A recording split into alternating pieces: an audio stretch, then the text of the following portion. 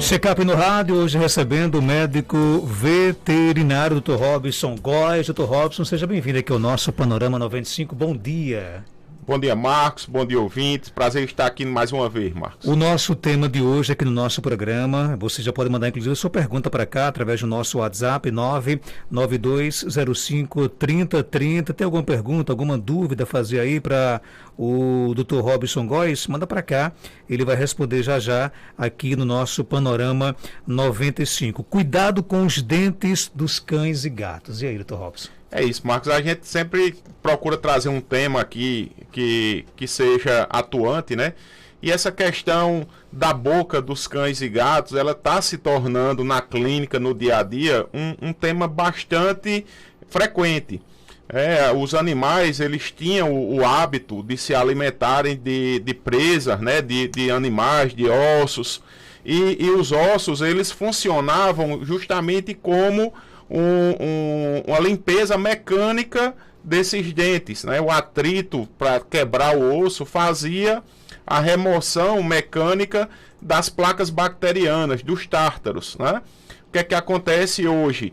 Os animais se alimentando de rações, muitas vezes rações úmidas, que são aí os patês, os sachês, e essa ração úmida faz com que não ocorra mais essa limpeza mecânica dos dentes. Consequentemente, após a alimentação, fica bastante alimento entre um dente e outro, né? Na gengiva, na boca em geral, ou entre um dente e outro.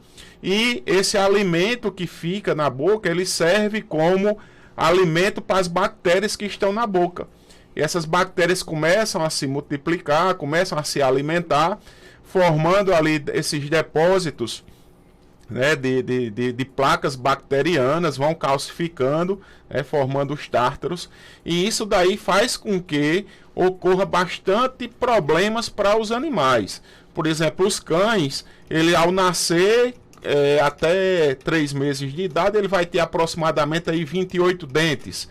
Porém, esses dentes descidos, que são os dentes de leite, quando cai, o cão fica com em torno de 42 dentes na boca.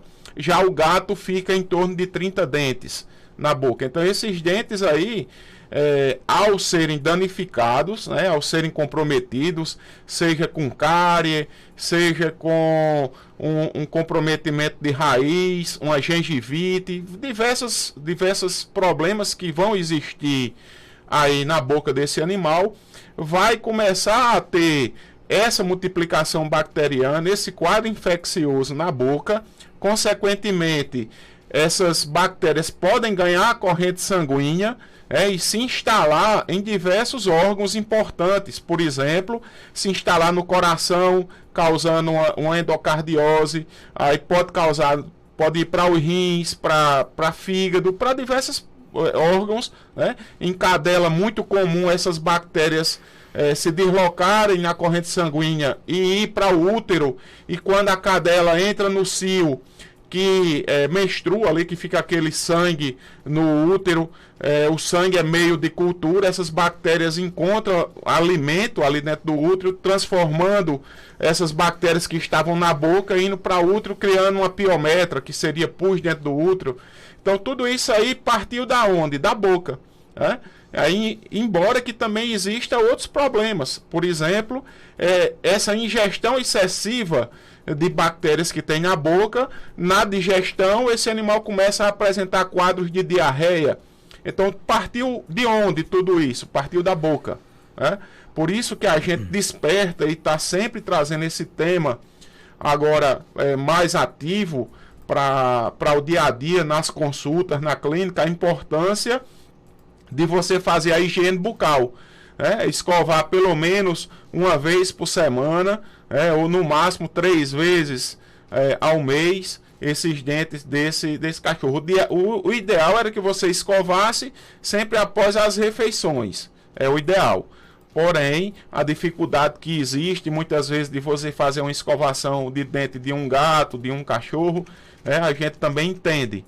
Como é que você consegue fazer com que o animal se acostume em ter uma escova na boca, uma dedeira na boca, né? você tem de primeiro tentar utilizar uma coisa saborosa na escova. Eu sempre peço para colocar aquele caldinho do sachê. O animal começa a se acostumar com aquela escovação. Posteriormente, você começa a introduzir a pasta de dente e você vai fazendo essa escovação até que o animal se acostume com o ato de escovar. Posteriormente, depois que ele estiver acostumado, você implanta a rotina, que é aquilo que você realmente vai ter de você, porque o cachorro não vai escovar a boca, nem o gato a boca sozinho.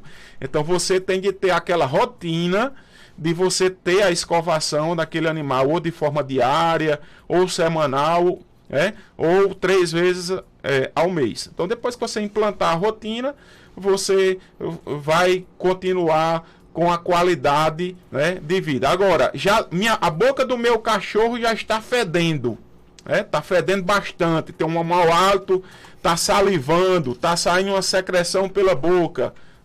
O que é que eu devo... os dentes têm umas placas, uns pontos pretos. O que é que eu devo fazer? Procure um médico veterinário, ele vai fazer a avaliação odontológica, desse animal, vai verificar se existe a necessidade de fazer um tratamento periodontal, aí que seja com a remoção dessas placas bacterianas, desse tártaro, fazer uma tartarectomia, e posteriormente ver se existe a necessidade de fazer exodontia ou não, que é muitas vezes fazer a remoção desses dentes que já estão infeccionados, já estão com raízes expostas, já tem comprometimento daí muitas vezes, Marcos, do esmalte do dente, da coroa do dente, do esmalte, da dentina, muitas vezes se estendendo até a polpa e com comprometimento já aí da raiz do dente, tendo de fazer a remoção, a exodontia desse dente, já que pode estar causando um problema maior para esse seu animal. Então, se você tem um cão, se você tem um gato que está com dificuldade de se alimentar, está salivando, está com mau hálito, procure um médico veterinário para que essa boca seja avaliada, esse animal seja avaliado e feito aí o tratamento mais adequado para ele. Antes de trazer aqui as nossas perguntas, quem está aqui lhe mandando um forte abraço, Marcos, agradeço ao Dr. Robson pelo atendimento que está sendo prestado a Lila Maria, o Yuri, Sinara e Iane. Um grande abraço para vocês. O ouvinte quer saber o seguinte, é normal uma gata castrada entrar no cio? Não é normal. Em gata existe chama-se síndrome do ovário remanescente, É um problema que muitas vezes durante a castração pode ficar ali alguns restos de ovário, pode ficar ali um pedaço de uma trompa, alguma coisa nesse sentido. Agora também em gata a gente observa muito gatas sendo estimuladas por outras gatas que estão no cio. É comum acontecer, tem uma gata no cio e os gatos ficam tentando estimular ela, a cruzar com essa gata em especial, e ela se estimula a apresentar características de cio. Mas a maior problema que existe, Marcos, são castrações que muitas vezes ficam restos ovarianos e que essa gata ela necessita ser reoperada. Outra pergunta aqui chegando, o ouvinte quer saber o seguinte, os cachorros limpam os dentes sozinhos, por exemplo? Limpam sim, quando eles têm aí ou brinquedos, que esses brinquedos causam atrito mecânico, ou eles têm esses ossos de couro, ou ossos, têm acesso a osso para fazer o atrito mecânico. Alguns utilizam pé de mesa, sapatos, objetos pau para tentar aliviar algum desconforto que exista na boca. Então esse ato também de estar mordendo objetos muitas vezes podem ser de dentes descidos, de dentes de leite que estão caindo, aí por volta entre 4 e 7 meses de idade os filhotes começam a cair os dentes, mas também em desconfortos que existam na boca, que seja gengivite, que seja um processo infeccioso ou inflamatório em um dente, e aí eles tentam aliviar essa dor através de mordeduras. O meu cachorro gosta muito de comer cal da parede. Pode ser alguma coisa com relação aos dentes? Pode ser em relação aos dentes, mas também podem ser em virtude de deficiência, né, de vitaminas, minerais, ou aí um hábito ou uma anemia, por exemplo, a anemia ferropriva, que deficiência de ferro pode causar isso, uma deficiência de fósforo pode causar uma depravação de apetite. Então isso daí vai depender muito do que está acontecendo com o seu animal. Dr. Robson, minha cachorrinha, a Mora, fica raspando a parede e ela já está com remédio de verme em dia. Ela não come, mas fica só cavando. O que é que pode ser? Praticamente, Marcos, a mesma pergunta anterior. Esses animais que ficam cavando a parede sempre associa-se à verminose, onde, na verdade, a verminose ela não é a causa principal, né, desse problema. Aí seria uma deficiência, né, de vitamina, mineral ou um hábito que esse animal criou. O ideal aí nessas situações é que você procure um médico veterinário para fazer exames, principalmente aí nessa situação, um hemograma, para identificar o que está causando. Depois, se no hemograma não tiver bem explícito o que pode estar ocorrendo, aí você faz as dosagens bioquímicas, aí que seja de fósforo, de cálcio, proteína, albumina, aí você vai fazer as dosagens necessárias para identificar uma causa base e tratar de forma adequada. Outra pergunta aqui chegando, o ouvinte quer saber se o ideal, por exemplo, para problemas de dente é extraí-lo ou tentar recuperá-lo. Primeiro é você tentar recuperá-lo. Se você só faz a exodontia, só faz a extração, se já existir um comprometimento severo desse dente, tá? Se existe apenas a presença de placas bacterianas, de uma gengivite, você vai tentar salvar esse dente, já que a alimentação desses animais depende muito da mastigação. A mastigação é onde ele consegue triturar esse alimento, onde consegue aí salivar bastante na alimentação para que possa ter a digestão enzimática, né, ajudar na digestão enzimática através da salivação do bolo alimentar. Então isso aí vai ter muito importante, esses dentes estando saudáveis para poder esse animal ter uma condição saudável alimentar. Outra pergunta aqui chegando do nosso WhatsApp, 992053030. Existe creme dental apropriado para cachorro? Existe sim. A gente sempre indica que os cremes dentais sejam cremes dentais específicos para cão e gato, né? Não utilizar o creme dental humano, que o creme dental humano tem substâncias que não são tão indicadas para serem usadas na questão do cão e do gato, Marcos.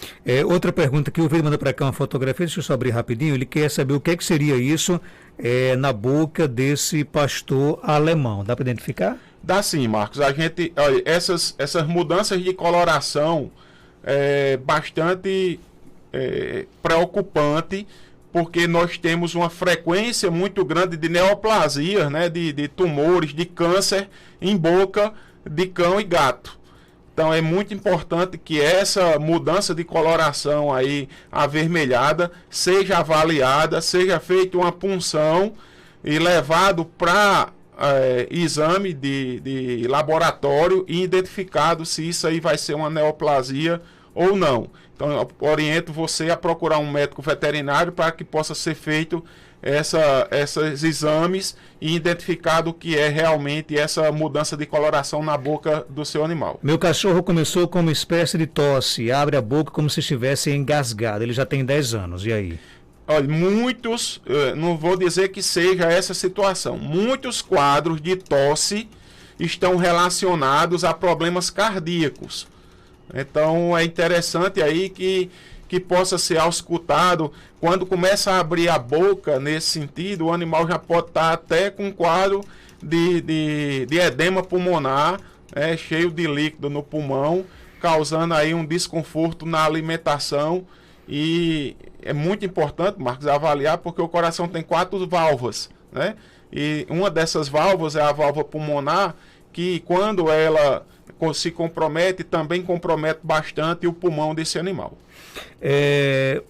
Quando o cachorro é ruim para o cachorro, por exemplo, perder dente, faz mal para a saúde dele também? Faz sim, faz mal porque... Ele perde a proteção no caso além de perder a questão de proteção, né, a gente tem que ver que o cão, na sua base, na sua formação, ele, por ser carnívoro, ele precisava caçar. Então, a arma do cão é a boca, né? A arma do cão para se defender, para caçar, é a boca. Quanto mais dente ele perder, mais proteção ele vai ter. Porém, hoje, como ele foi domesticado, né? Ele é domiciliado, esse cão precisa dos dentes para poder fazer a digestão, a mastigação. Então, isso daí é super importante que ele tenha dentes saudáveis, já que toda a nutrição, né? Toda a qualidade de vida dele vai partir principalmente da boca, do que ele mastiga, do que ele ingere, né? Então isso daí parte daquela ditado popular que diz muitas vezes a pessoa morre pela boca. Então uma boca mal cuidada muitas vezes pode causar a morte de um cão ou de um gato. Outra pergunta aqui chegando, o ouvinte quer saber o seguinte, o que é mais fácil de fazer, a higienização da boca do cachorro ou do gato? É mais fácil fazer a higienização do cão. Apesar do cão ter a característica de morder, o gato ele não aceita tanto que você manuseie a boca dele. O gato é mais arredio. O cão ele morde, já o gato ele morde as unhas. Então isso aí muitas vezes dificulta. Mas se você implanta naquele animal, principalmente desde novinho, aquele hábito, consequentemente vira rotina para ele. Tem perguntas, bom dia. Bom dia, Marcos, Danta. Bom dia para o veterinário e para todos os ouvintes. Marcos,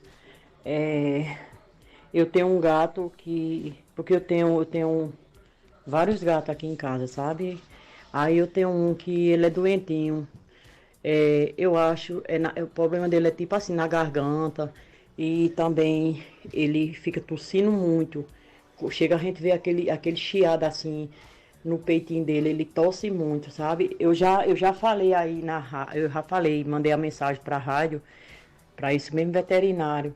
Só que ele mandou eu procurar um veterinário, só Marco, que eu queria tanto que ele dissesse pelo menos assim, para eu dar um medicamento a ele. Às vezes eu fico tão agoniada que eu dou nimesulida, que eu vejo que a gargantinha dele fica dolorida.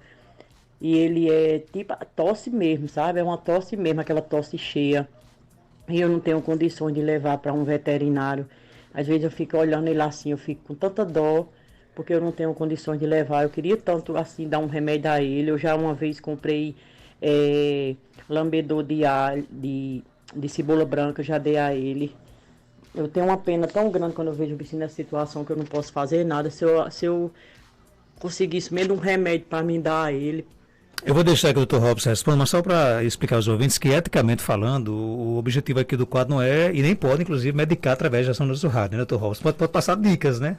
Marcos, veja só, o grande problema que existe de você estar dizendo uma medicação ou outra, além da questão de ser vedado pelo Conselho Regional de Medicina Veterinária, você fazer até consulta online, né? Não é permitido, eticamente também fica difícil, porque você vai como se você estivesse adivinhando o que o animal tem. Não tem como a gente adivinhar. Porque, por exemplo, numa situação dessa de um gato dela, a gente pode ter um complexo gengivite estomatite, né, já que ela cita que o animal está com a dificuldade de deglutição, a boca fica avermelhada, fica com a boca aberta, fica fedendo, isso aí pode ter isso. Mas também a gente pode ter, por exemplo, um complexo respiratório felino, que tem diversos agentes que podem estar causando essa gengivite, esse quadro de espirro, esse quadro de secreção pulmonar. Esse animal pode estar com uma pneumonia, aí pode ter uma calicivirose, aí pode ter uma clamídia, aí pode ter uma FIV, uma FeLV, tem diversos agentes, uma herpes vírus, tem diversos agentes que podem estar causando isso.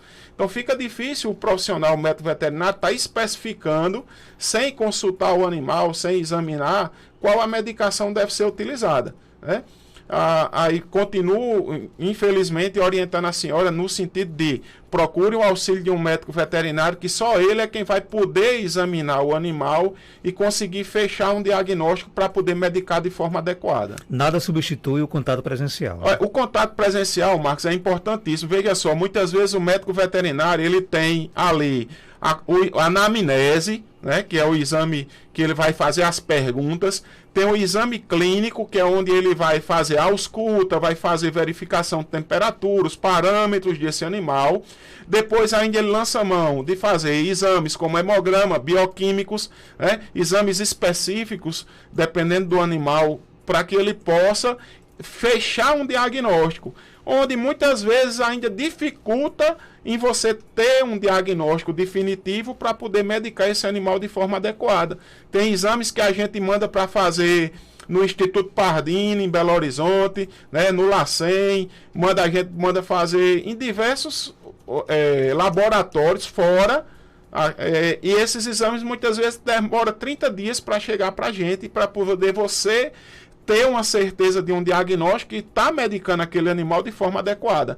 Então, muitas vezes não é tão fácil você ter o diagnóstico final do animal e ter a qualidade de vida que ele realmente necessita. Gente, Dr. Robson Góes, ele é médico veterinário, está na Clínica Veteripet, na Rua Augusto Monteiro, 569, no centro de Caicó. Telefone 3421-1263. Você pode seguir a Veteripet no Instagram, @Veteripet. Obrigado por sua participação. Obrigado, Marcos, e sempre agradecer às pessoas que nos seguem no Instagram, né, @Veteripet. A gente sempre está lá também para estar trazendo notícias e tirando dúvidas das pessoas no Instagram. Grande abraço. E eu volto já já com mais informações.